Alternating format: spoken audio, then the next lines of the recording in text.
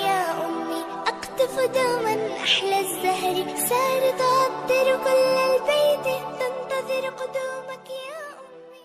انہی چیزوں سے یہ لوگ متاثر ہوتے ہیں. حضرت جنید بغدادی رحمہ اللہ تعالیٰ کی خدمت میں ایک شخص آیا, بہت عرصہ رہا, پھر واپس جانے لگا مایوس ہو کے. انہوں نے کہا کیوں جا رہے؟ انہوں نے کہا میں تو سمجھتا تھا آپ بہت بڑے بزرگ ہیں, تو میں نے تو کوئی کرامت دیکھی نہیں, آپ کوئی گنجے کے سر پہ ہاتھ پھیرا ہو, بال اگائے ہوں, کسی کو پھونک لگائی ہو, ٹھیک ہو گیا ہو. آپ تو ہماری طرح کے صبح پراٹھے کھاتے ہیں, انڈا کھاتے ہیں, اس کے بعد پھر اپنا عبادت کرتے ہیں یا جو بھی, تو ہماری طرح کے آدمی ہیں آپ, کچھ ہو ہی نہیں رہا.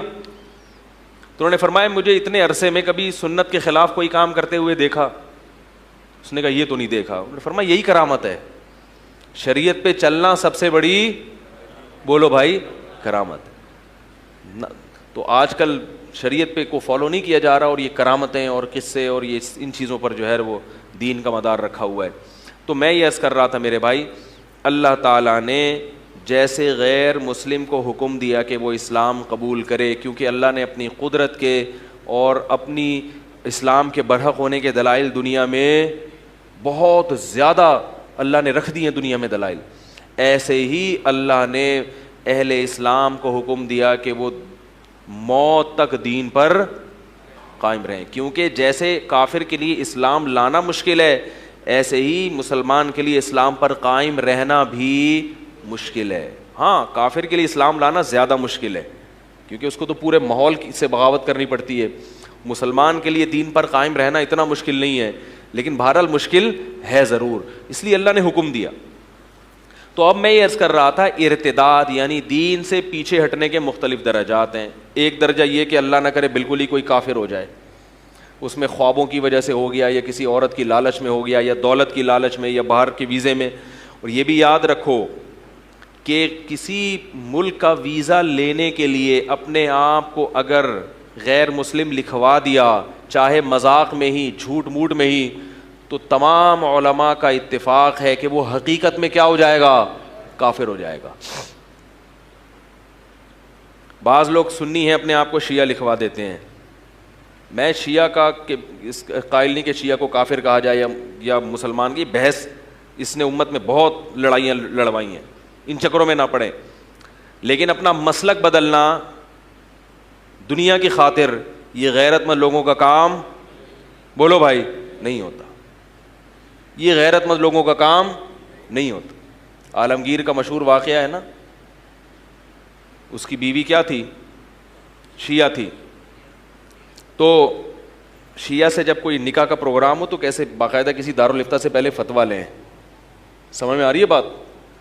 شیعہ سے اگر کوئی نکاح کرنا چاہتا ہے تو کسی دارالفتہ سے, مستند ادارے سے تحریری فتویٰ لیں کہ میرے لیے یہ نکاح جائز بھی ہے یا نہیں. وہ اس کے عقائد کی تفصیل جاننے کے بعد فتویٰ دیں گے.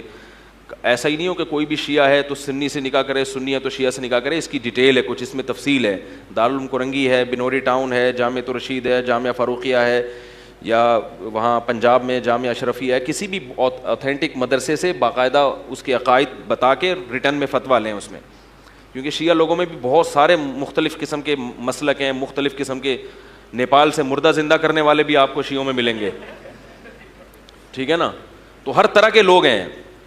تو کچھ کے عقائد توحید والے ہوتے ہیں اور کچھ کے نہیں بھی ہوتے, تو ہر طرح کے لوگ ہیں اس میں. تو بہرحال اس کی بیوی شیعہ تھی. تو وہ کیا تھا کہ وہ اس نے میاں بیوی نے سوچا کہ ہم شیعہ سنی علماء کا مناظرہ کراتے ہیں.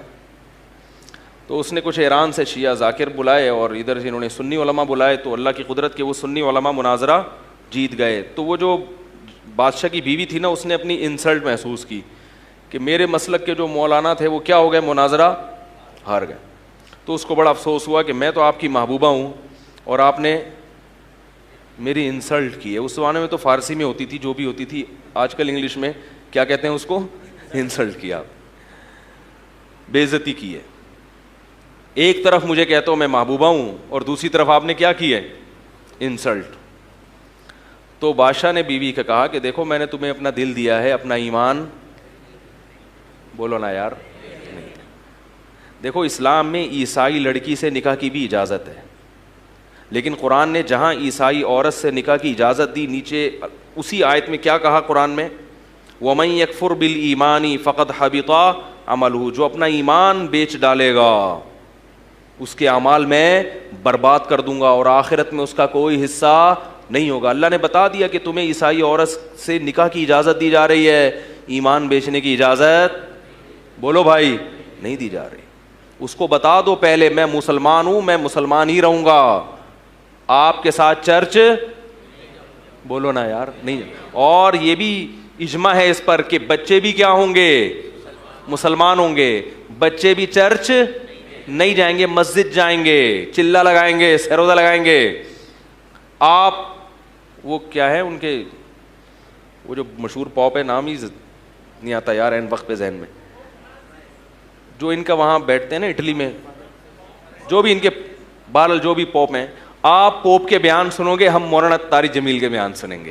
بیگم کو یہ پہلے بولو بھائی, یورپ سے کالز آتی ہیں میرے پاس, وہ عیسائی کرسچن گوری ہے, وہ مسلمان نہیں ہونا چاہتی لیکن وہ شادی کرنا چاہتی ہے. میں کہتا ہوں اگر وہ واقعی کرسچن ہے, ایتھیس نہ ہو, کرسچن ہے تو نکاح اس شرط پہ کرو, اس سے ریٹرن لکھواؤ کہ بچے کیا ہوں گے, مسلمان.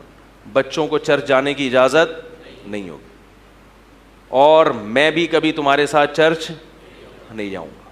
میں کہاں جاؤں گا, مسجد جاؤں.